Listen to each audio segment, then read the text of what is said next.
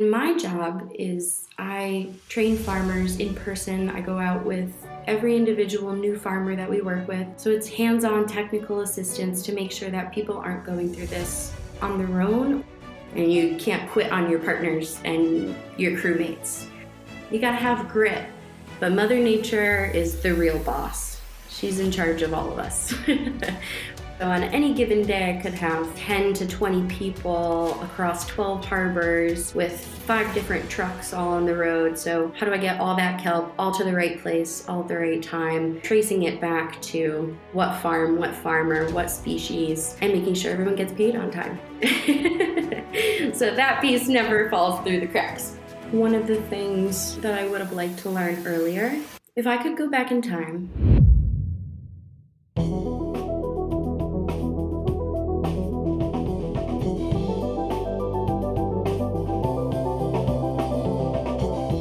Liz, such a pleasure to have you here today. Sorry it took so long to organize this.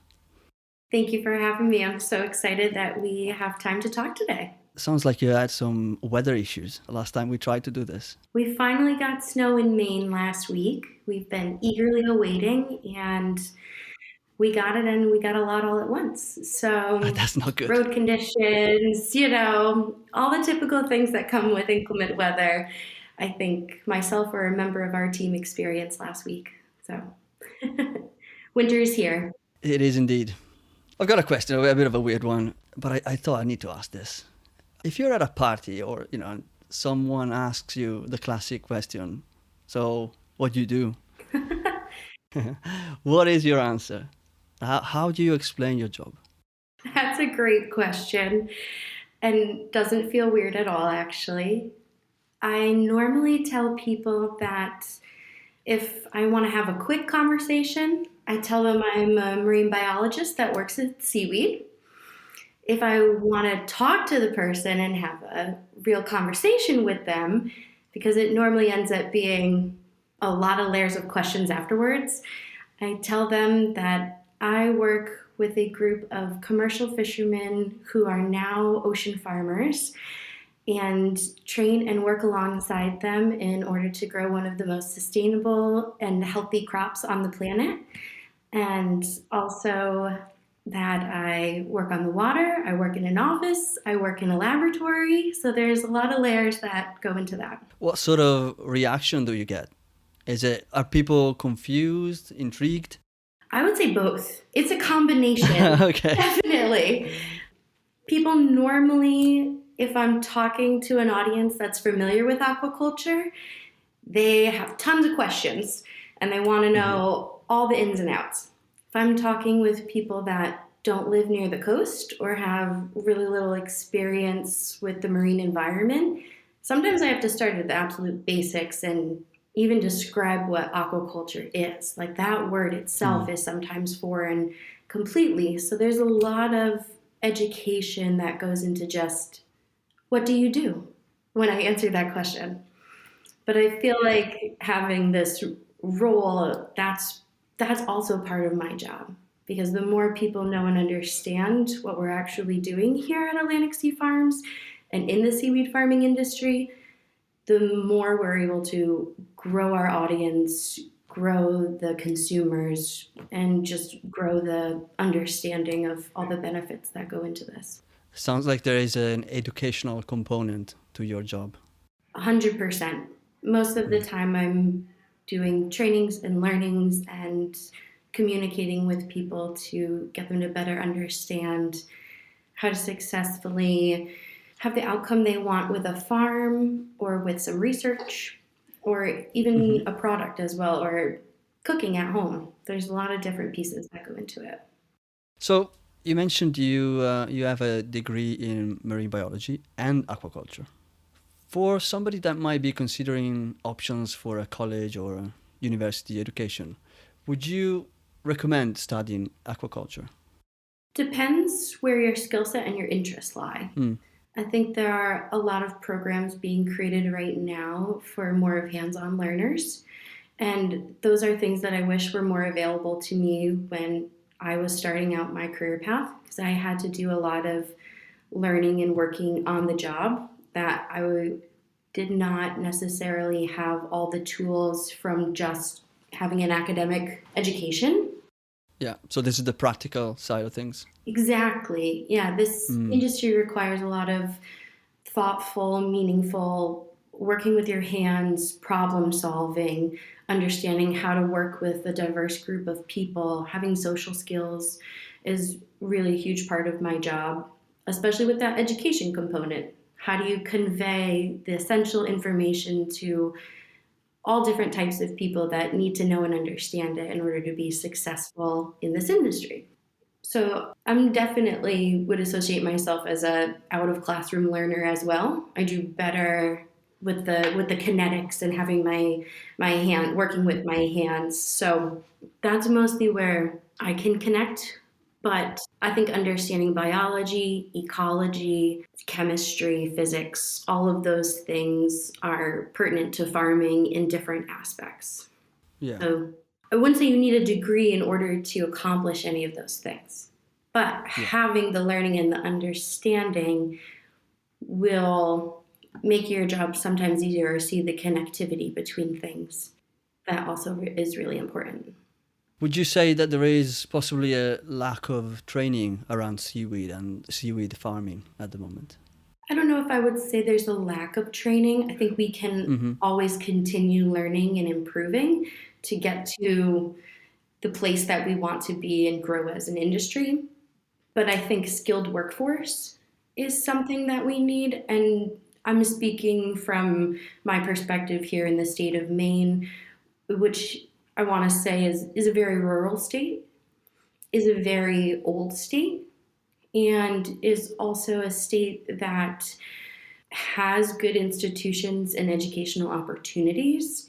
But the amount of people that grow up here don't always stay here and continue working in their careers in our state. So finding jobs, or I should say creating jobs that younger generations are interested in pursuing and that also provide good livelihoods with benefits and things that you would be looking for at any long-term career. We need to have those available in our state so that way people want to stay here and engage and use their skills to develop our industry, which Okay. is being done in other places in the world. But we are definitely looking to encourage more people. And I think aquaculture is one of the vehicles in our state that's growing that workforce right now. What maybe isn't quite there is more of a local opportunities and resources for people to maybe upskill and get trained on more practical elements. Is that a fair summary? Yeah, practical elements, the having the essential tools to work on a farm, to work on a boat, to drive trucks in areas that are, not easy to normally navigate. I mean, those are skills that ordinarily people wouldn't think are necessary for doing this type of work, but they 100% are, and there's a lot of value in those. And we need people that can work with their brains, work with their hands, work with their relationships, all of those things all at once. So it's a lot Absolutely. to ask, Yeah, yeah. but they're all integral parts. Was that a bit of a shock when you sort of entered the real world of aquaculture coming from uni compared to what you were expecting? Maybe was that a bit of a maybe not a shock, but did you feel like there was something that the academic training had left out? I wouldn't say that my academic training left out. It's just an additional component that can't be learned in a classroom. On the job training. Yeah, so the first thing that I did when I started my professional career was get a job on a boat. And I knew that I needed to have the skill sets of understanding knots and weather and currents and how to work in those conditions and work alongside those people, speak that language because it is really detailed, and understanding also how to communicate with people without verbally communicating when you're working in really strenuous conditions. You have machinery going, you have engines going, the wind is blowing, it's snowing, it's dark because it's 4 a.m. How do you talk to your partner that is 20 feet away from you on the open ocean on some kind of structure or barge and know what they're saying and be able to communicate. That's not something that you open a book and you learn. That's something you learn through doing and working with skilled people. So I'm very lucky that I was able to work alongside captains that were very knowledgeable and willing to teach me and work with me and learn. But I also showed up every day. And I also worked in all types of environments, and you can't quit. And you can't quit on your partners and your crewmates. So there's a lot of grit is a word that I really feel like ties into this industry. You got to have grit in order to make it work. And that is something that is learned by doing. In the field. In the field. Yeah. Yep. But it also I need to was... ask you now. Sorry, go ahead. No, I'll ask you later. Go ahead. I was going to say, but, working in the field is that skill set. But it was also really motivating to me to have crew members that would say, hey, Liz, what's this type of fish? What's this thing? And have my academic background to say, oh, this is the species. Oh, it's interesting. We're seeing this time of year. Look at this temperature change. Connecting those pieces and seeing a greater whole. Almost like a complementary set of skills. Yeah. Yeah, I need to ask you now, how do you communicate when the wind is blowing and there's machinery and... There's a lot of repetition in some aspects of aquaculture.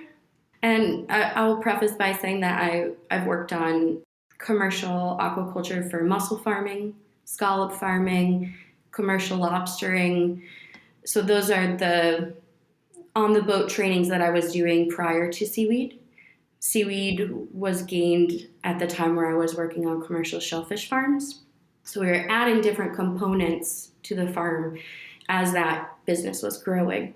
And when you communicate, you either have partners that you work with on a regular basis and you start to learn each other's personalities and body language, and it's an interpersonal communication that you're having. You also, you're normally, when you have engines and machines going, you're wearing headphones too to protect your ears. So you're doing a lot of hand signals, and you're also looking for the rhythm of the work. So you have to be proactive, not reactive. Because when you're working on the water, there are so many things that can happen and can go wrong. You have to be anticipating what could happen, what the outcomes could be if you are not aware at that moment. So a lot of awareness, a lot of safety, and repetition of doing things over and over so that way you get them very efficient. For somebody that might be coming out of university or college now, this is going to sound probably quite alien to them, but also essential, as you're saying, is key, right? It's more so safety. Yeah. Right? It's keeping yourself and your coworkers and your equipment and your company, it's keeping everybody safe. Absolutely. And that's the number one goal. And would you say there is any training resources, even books, that you would point people toward? Or is it just a case of you need to get a job on a boat and learn in the field? I think it's different for everybody's skill set and learning style. So maybe getting on a boat isn't best for everybody. There are a lot of resources I know in the state of Maine that are working towards educating prospective farmers, and that's of any age, of any region in the state, to understand, the workings around starting an aquaculture business and learning basic skill sets for like knots. And we have a lot of online resources where people can find businesses that are hiring specifically in aquaculture through the Gulf of Maine Research Institute. They have a really good aquaculturist page. So there are internships that are starting now through the major universities, the University of Maine, and Sea Grant, where they're trying to place students that are looking for this type of work, either at their high level in college or their post-work, to actually work on farms, work alongside farmers, work on the water, and gain these experiences in consolidated time periods, like in the summer. when it's probably the best opportunity to learn. It's warmer, it's safer, it's a little bit more enjoyable, I will say also. So there are opportunities that exist, and I know that people utilize those resources. Yeah, no, that's very useful, and we'll put some of those in the show notes for sure. Great. So far in your experience and career in aquaculture, what would you say are the highlights and lowlights? It's a great question. Highlights are definitely working alongside my partner farmers on the water, and seeing their excitement and their pride in their crop, and growing a beautiful line of kelp and hauling it up onto the boat, and just their excitement of, look what we grew together. And also when they try it firsthand, sometimes they're like, I gotta taste it. So we'll take a blade off the farm and we'll eat it right then and there. And when the farmers actually enjoy eating it fresh without any process, nothing going into it other than their own blood, sweat, and tears and our beautiful, clean, cold water of Maine, that is just so, so gratifying. It really doesn't get too much better than that. Yeah. The only piece that's even better is when the year prior they've had a difficult season, and then they overcome that obstacle, and the next year they outgrow themselves and they have a bigger crop on the same footprint. That's just the cherry on top of watching somebody grow and develop and work with their natural environment to build something greater than themselves. The second part of your question, the lows. So those are really, I would say, I'm going to blame the weather on the lows. Fair enough. We have really harsh conditions working in seaweed farming in Maine, in the Gulf of Maine, because we're doing a winter crop, right? So all of the labor-intensive time that really goes into setting up the farms for the seeding in the fall, I mean, your fingers at the end of the season after seeding and tying in seed ropes and uncoiling rope and doing all your buoys and painting all your buoys and your floats. I mean, your hands hurt by Christmas. That is something I will say. So it takes a toll on you physically. And when storms bring unwanted waves and wind, and farms are then influenced by that, those are the lows. But I will say we've had a lot of experiences with our network and multiple seasons so far that most of our farmers are well prepared for the conditions that they get. So we're learning, we're growing, we're getting better every year. But Mother Nature is the real boss. She's in charge of all of us. When you're working with farming and ocean conditions. Yeah, we will come back to that because I've got a possible question around how to maybe make your life a bit easier. Oh. Yeah, don't hold your breath. I have questions, no answers. Is there anything about seaweed aquaculture that you wish you had learned at the very beginning? You may have mentioned one already.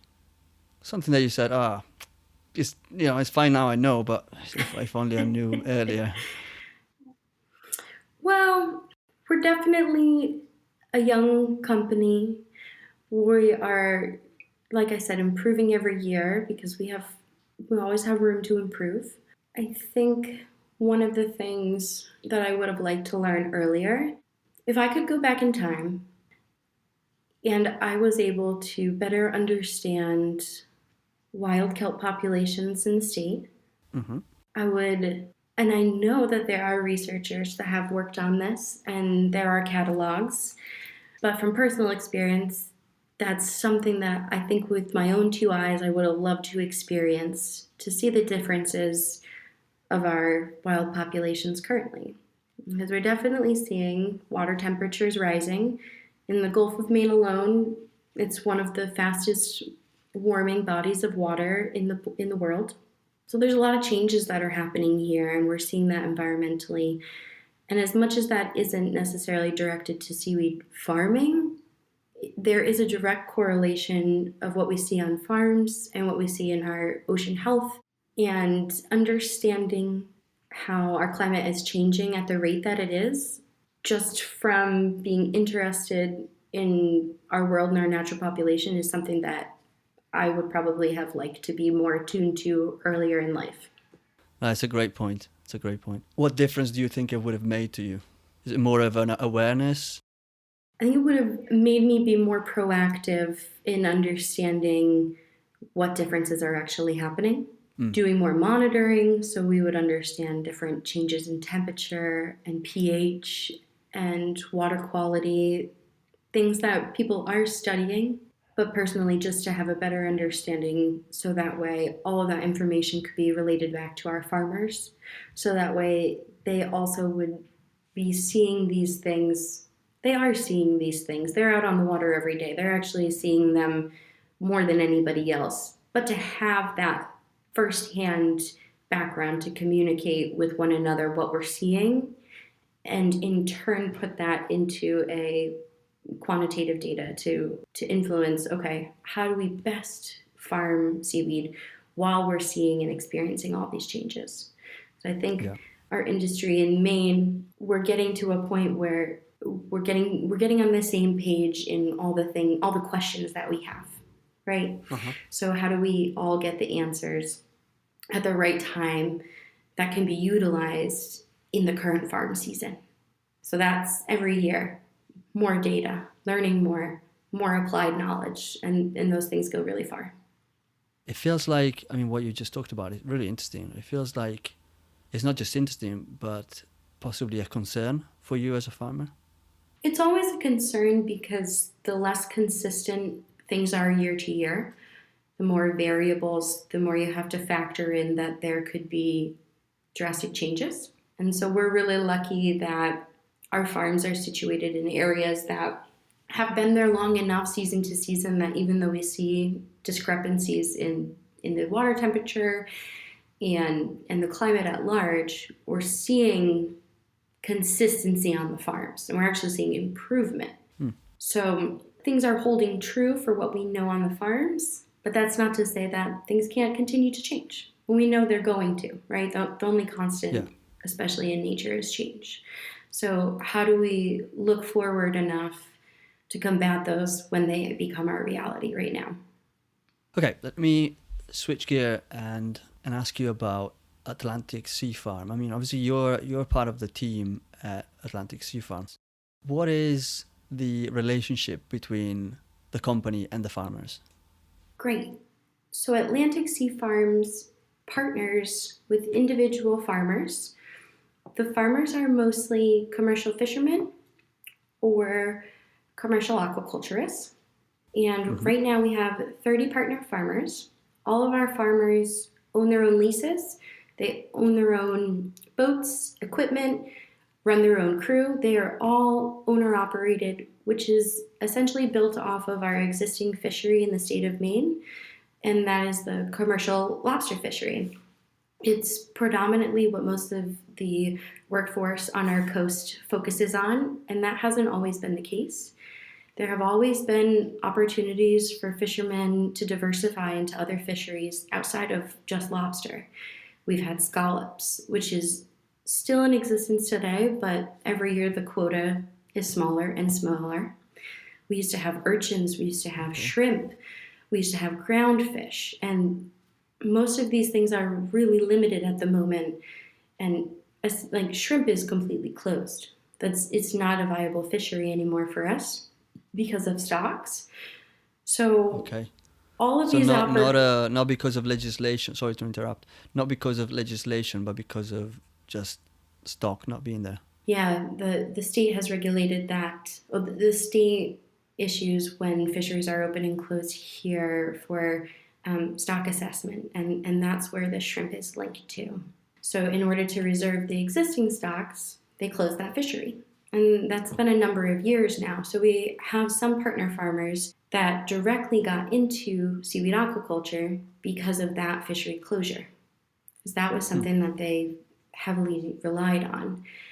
And there are a lot of people that I've talked to that were part of fisheries in the past that, at one point you couldn't give shrimp away. There were so much along the coast. You could go to any fisherman's household that got that, and it was something that they had on hand that you could buy from them in the season. So Wow.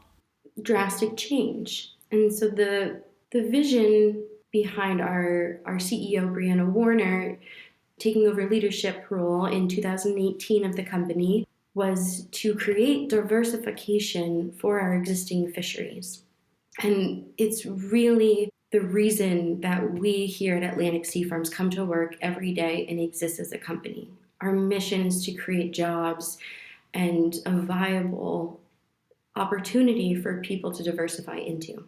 And with that being said, it has to be something that people can get into with a limited risk because it's a new business venture and there are a lot of costs associated with aquaculture, just as there are with fishing. But there's a lot of infrastructure and large equipment that you need. You obviously need a boat. You need all the farm equipment, the moorings, the ropes, the buoys. And those are things that we noticed. Okay, fishermen have 90% of all of that equipment. Right. Plus, they have the social license to operate on the water. They have that skill set that we've talked about previously, tying knots, understanding wind direction and currents. And also, they're the ones best suited to work in that environment because that's what they're accustomed to.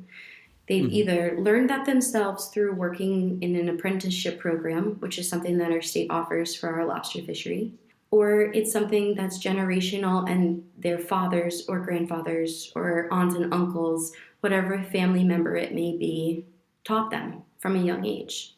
So there are multiple ways that people have gained that knowledge, but it's that essential knowledge to operate on the water and the social license to be there. And that's extremely important. Yeah. So the fact that we have over 6,000 lobster license holders in the state of Maine that all have boats, that all own their own businesses, but don't have other opportunities other than lobster, and what happens in the face of climate change, all of those people and their families and the people that support them as well. So their crew on their boats, their dealers, the people that deliver their fuel, that work on their wharf, that truck their product, that work at the local gas station that they go to every morning for their coffee. Like, what happens if this fishery goes down? All of those associated businesses will go with it. And that's too much at risk for our state, our economy, for our people. You know, it's people that we're talking about, for people's lives and their families. It's too much at stake. So that's why we've created Atlantic Sea Farms as a mission-based company to fill a gap for people to have something else to diversify into. And it's also great because of the seasonality. So our commercial lobstering inshore season happens primarily from early June till late September. And we put our seaweed farms in October, and they're harvested in May. So it's counter-cyclical to their traditional fishery. It keeps their crew on their boat year-round. It keeps them on the water year-round. And it also has the added benefit of having a paycheck in the spring during harvest season before their primary season starts. So you actually have capital to invest in your main business. Whereas that is normally the time when people are the most strapped for cash. And so how do you start your business off on the right foot if you can't invest in it? So something else I should really mention as a key part to our partnership with our farmers is that to remove the initial risk, we work with farmers and supply their seed stock. So all of their seaweed spools, those are free to our partner farmers. And if you were to pay for those on a level, say, equivalent to like an oyster seed, which you would get from a commercial hatchery, it could be almost a $10,000 investment to buy seed to start a farm that we do for free for our farmers. And that's intentional. And so at our headquarters in Biddeford, Maine, we have our entire business all under one roof. And we just moved into our building roughly a year ago, but we have a nursery where we produce all of our seeds and our laboratory as well, where that work is done. And then so our farmers get the seeds for free. And then my job is I train farmers in person. I go out with every individual new farmer that we work with for their first seeding and then for their first harvest in the spring. So it's hands-on technical assistance to make sure that people aren't going through this on their own or, having to use a platform that might not be the easiest for them to learn from. There are a lot of resources out there, and all of them are valuable in their own way. But there's something to be said about working with a person and working alongside somebody and going through the motions together and having someone live in real time to talk to you about your problems and your issues and your concerns and the details. So it's really about the details and setting up the farm. Like in fishing, people say you can have a bad day, but the next day could be fine. But that's not what farming's like. If you had a bad farming season, you have a whole entire bad season, right? You have a bad season or a good season, not a good day or a bad day. So it's really imperative that people start off on the right foot in order to be successful. And so the other aspect of our partnership with our farmers that is critical is that we provide a 100% buyback guarantee that we will buy all the kelp our farmers grow and harvest. And we have an agreement that we put in place in the fall. So before our farmers even outplant their crop, they know the price and they know that they have a buyer. Because one of the things we find is, why would you start an entire new business, take on added risk, and then not know there's a place for your product to end up and a way to make money? So that's what Atlantic Sea Farms Partnership is all about, is community building, is learning hands-on, having a resource, and also having your quality seed stock for free and a guaranteed buyer in the spring. So from day one, before even they start seeding the lines, they will know that there is basically a market for their product. Exactly. And, I think all businesses and walks of life have seen the challenges come out of our pandemic from COVID. Mm-hmm. But one of the things that actually did for our company was COVID came out like early spring, like right before harvest season. And so we had all of these farmers that were invested in us. We were equally invested in them. Their farms were growing. Things were looking great. The kelp was lush. It was ready to be harvested. And then we have a pandemic and all restaurants shut down. All distribution shut down. Businesses closed, everybody at home. And our farmers called us and they said, so are you coming to get the kelp? Is this still the plan? 100%. We bought every single pound blade of kelp that our farmers grew, even though at that point in time, we didn't know what was going to happen to the market and we didn't understand what was happening in the world. So the fact that we showed up, we stuck with our commitment, we honored our promise, that really carried. And the following year, our farmers didn't even call to say, are you picking up the kelp? They just said, when and where, because they knew that we would be there. If you can do it in this stage of life, we know that we can do it moving forward with any other obstacle. So that was definitely an eye-opening experience for us. And I think a real loyalty building opportunity for the farmers that we had at that point in time. Do you know where the kelp ended up going on that particular year? Yeah, one of the other things that came out of that, obstacle was that at that point in time, our kelp was mostly wholesale, going direct to restaurants. And so we had to pivot, and being a small, agile startup, we're lucky that we have that ability. We actually created a retail brand. And that was because of COVID. We hired an amazing team member, Zoe Croft. She's our sales director. And she was the only member of our sales team, and she created an entire retail outlet from that opportunity.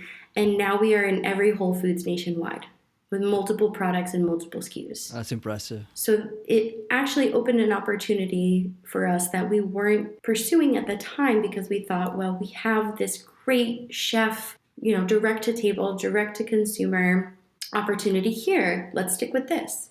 And then we realized it wasn't possible. So we weren't going to give up. That wasn't an option. It was build something better and build something bigger. And bigger than ourselves, I should say, because now you can go to a store and actually buy Atlantic Sea Farms products, can get our seaweed salad, our fermented seaweed salad at Whole Foods.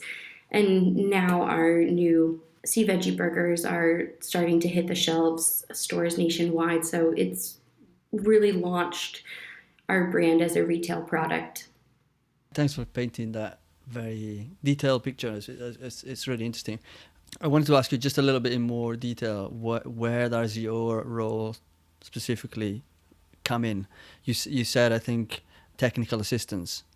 Does that mean basically supporting, almost tutoring the farmers as they go along? Yes. So my role is directly linked to the farmers. I manage our entire partner farmer network and our seaweed supply here at Atlantic Sea Farms. So I recruit new farmers, onboard new farmers, educate farmers about what it actually involves and what we expect of our farmers and the quality products that are the end goal. And then hands-on training, technical assistance from start to finish. So I like to tell people that I'm most popular between 5 and 6 in the morning and 5 and 6 at night, because that's when fishermen are on the boat heading to the farm or when they're coming home from the farm. So they're thinking, okay, this is what I just saw. I gotta call Liz and tell her. Or, hey Liz, I'm going to check on the farm. You want me to get anything? You looking for any data? Those are the types of conversations that I'm having with them. But it's also about obtaining their farms and advocacy in aquaculture as well. So helping them through the permitting process to achieve their leases, because it's a very lengthy process in Maine and it's rigorous for the right reasons. And I will, state that fact that our process is much shorter than other states in the U.S. I can't really complain in comparison to the West Coast, where there are a lot more regulating bodies that you have to work through and a much longer timeline. But in Maine, the permitting process is robust, it is structured well, and it's lengthy. So it's not made for all commercial fishermen to easily navigate. It's made more so for a marine scientist to work through. So I do a lot of training and help with farmers on that side, more the paperwork and the mapping, incorporating all of their knowledge of their local area and their fishing communities. Because there's a lot of multiple user interactions on the water, especially in Maine, because it's a place where there's a lot of recreation and tourism as well. So commercial fishing, recreational fishing, tourism, and then commercial aquaculture. How do all of those play together and work well and function as a cohesive unit? So I'm working with farmers on that aspect. And then I manage all of our farm monitoring, auditing process during the growing season to make sure everyone's on track and we're seeing all the right characteristics for the crop. And also manage our entire harvest season, which spans roughly 3 months from the southern end of the coast all the way to the northern end of the coast. That products are, the crop, I should say, the kelp itself is coming in at the right time, because we're working across 12 different harbors and 30 different farmers. And so on any given day, I could have 10 to 20 people across 12 harbors with 5 different trucks all on the road. So how do I get all that kelp all to the right place, all at the right time, and not miss anything? And everything that we do is traceable. So then tracing it back to what farm, what farmer, what species, and making sure everyone gets paid on time, because they definitely let you know if that's delayed. Yeah. So that piece never falls through the cracks. I bet it doesn't. Yeah. So those are a year-long picture, because we work, season to season. Of course, yeah. On the very technical level, as you mentioned, the support that you give and some of the resources that you and farmers have access to. There's this concept of the seaweed tractor. that comes up every so often, sometimes as a joke or as a unattainable dream. I like to go beyond the joke for a second and maybe the science fiction and ask you, but first of all, what equipment are you or the farmers you work with using at the moment? And I'm thinking about equipment in and around the boat and equipment to do with the monitoring.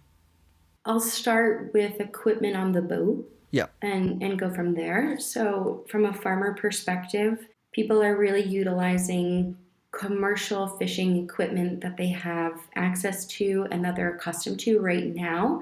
And there's some retrofitting going on, but the core pieces that are being utilized in Maine seaweed farming are boats that are minimum 30 to 35 feet long with additional skiffs and smaller boats 20 feet roughly to do some of the monitoring and the detail-oriented seeding, but the larger boat for being seaworthy and carrying all the equipment.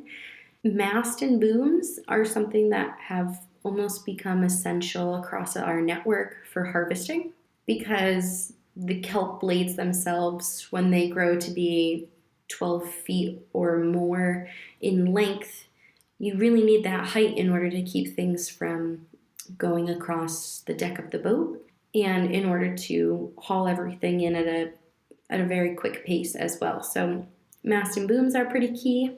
Haulers, electric, we call them pot haulers here, but they're really what they use to bring in their lobster traps.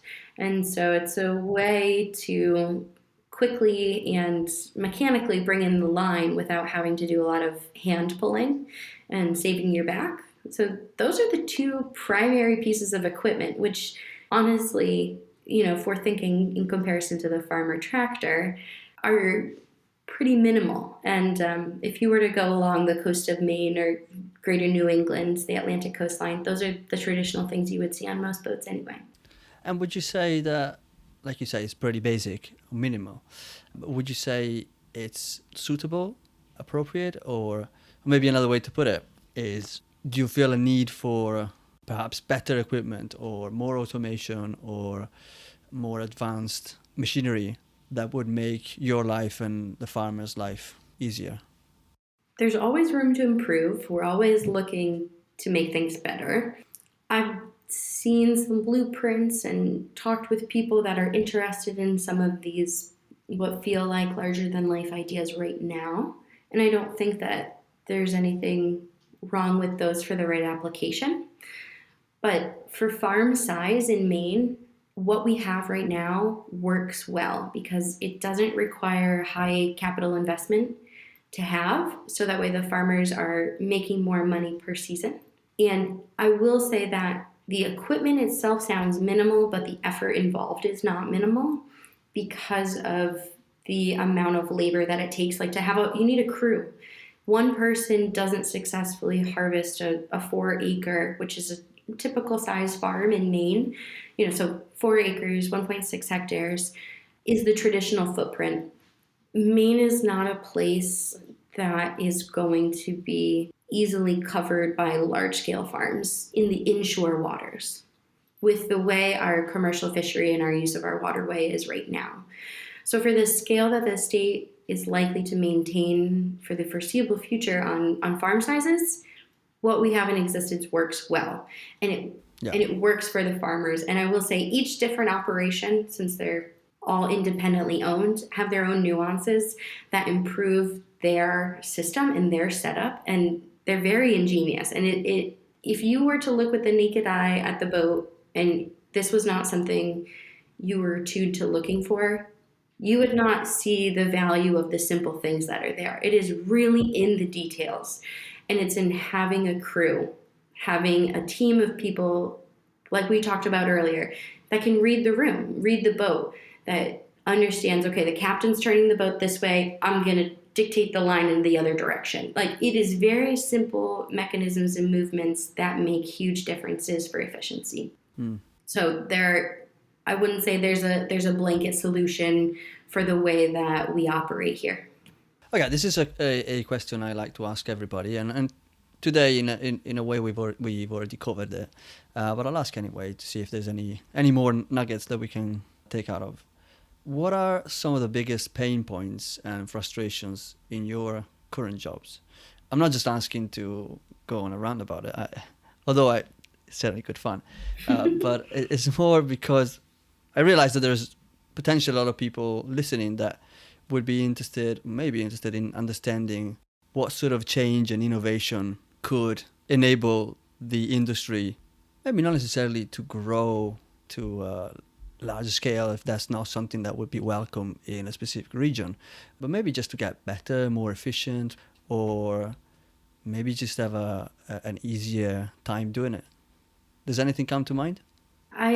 Speaking from Atlantic Sea Farms, I can think in kind of three different dimensions. So Yeah. thinking like a farmer, something that is really hard to come by in our state is working waterfront access and infrastructure. It exists in the areas where that work is prominent, but as we have limited solutions for diversification, our working waterfront is also disappearing. We have more coastline in the state of California, and we only have 20 miles of working waterfront.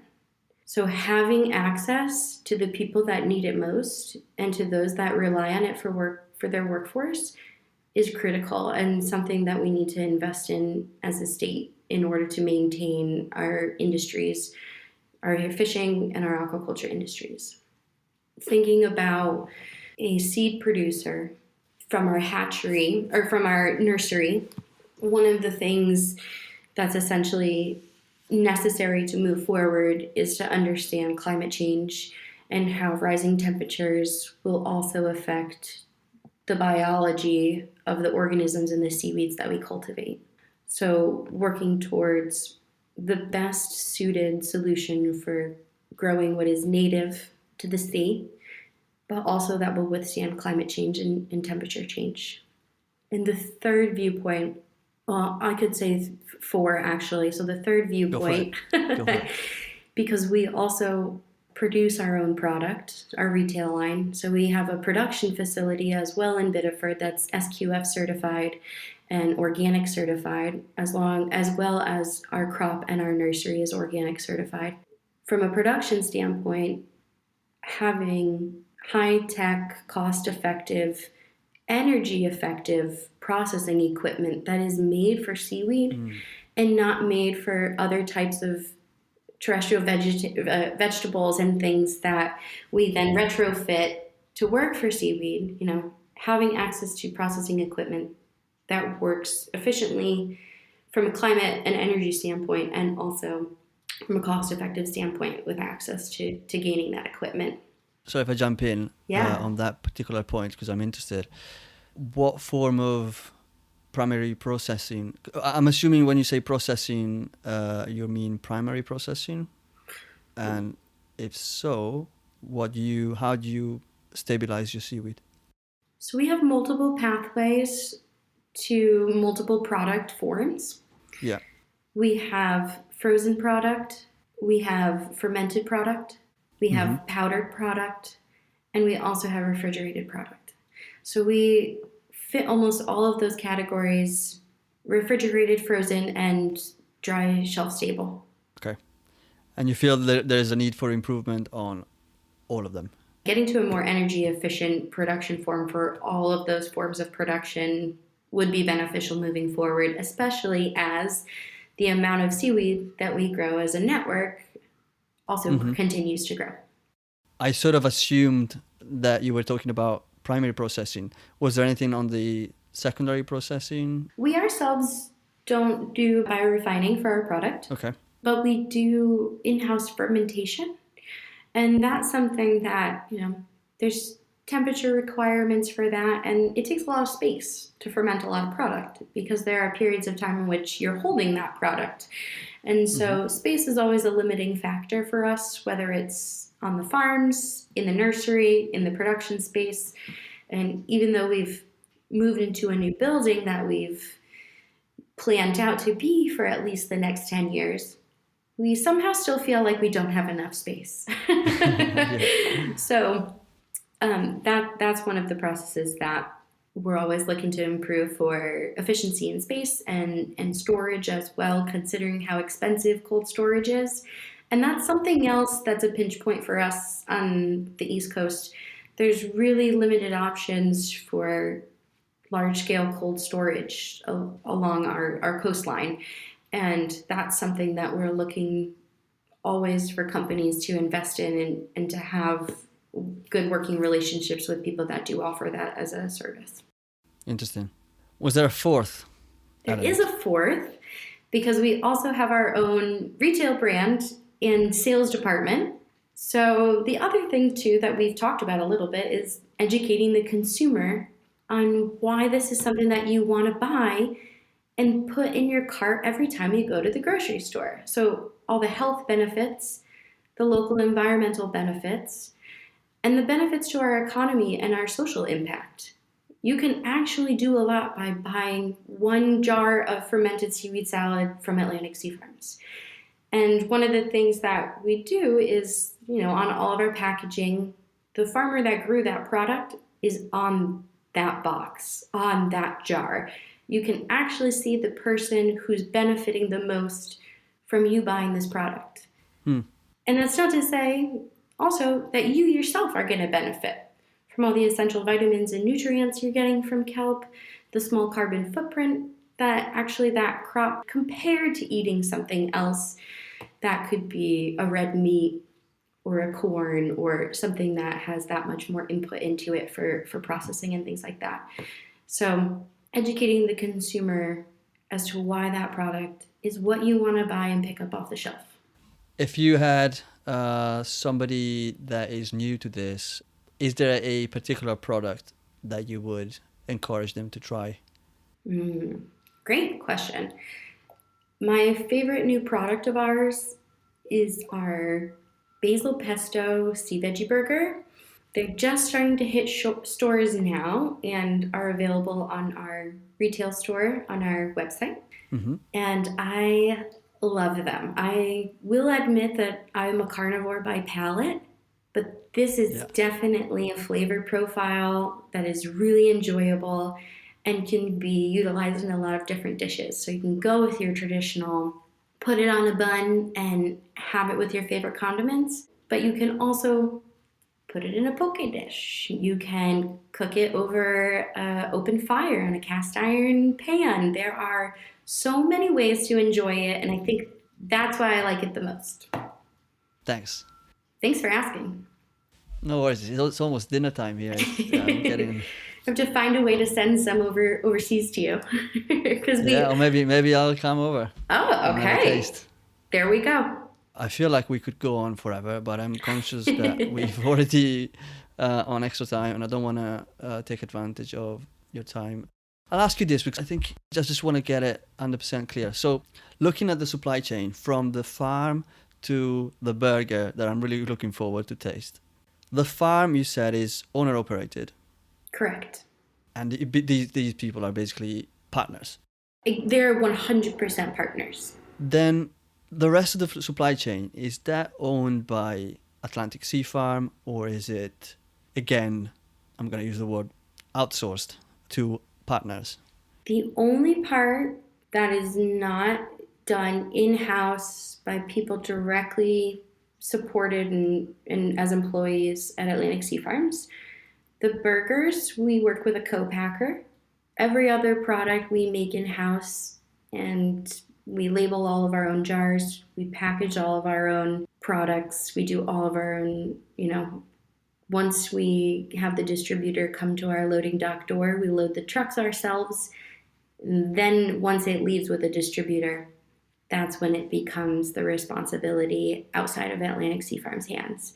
But everything from sourcing the seaweed, creating the seed stock in the nursery, working with the partners, working on the farms, harvesting, processing, packaging, then to distributing.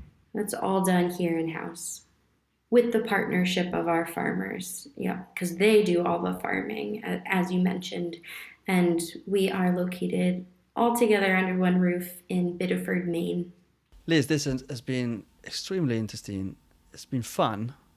It's really impressive how you went from the very technical elements on the boat to all the way to the processing and the product developments and all of that. It's been a very wide ranging conversation. I really enjoyed it. Thanks so much for taking the time.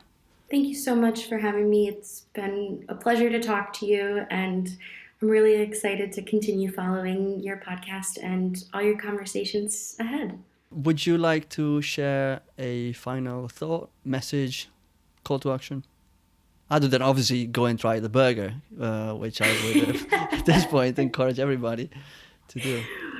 There are a couple taglines that are coming to mind. I'm trying to pick the one I'm feeling most akin to at the moment, but I think the main takeaway is good food should do good, and you can do good by picking sustainable options that have impact, where the people that grow and produce our food are those that see the most direct economic benefit.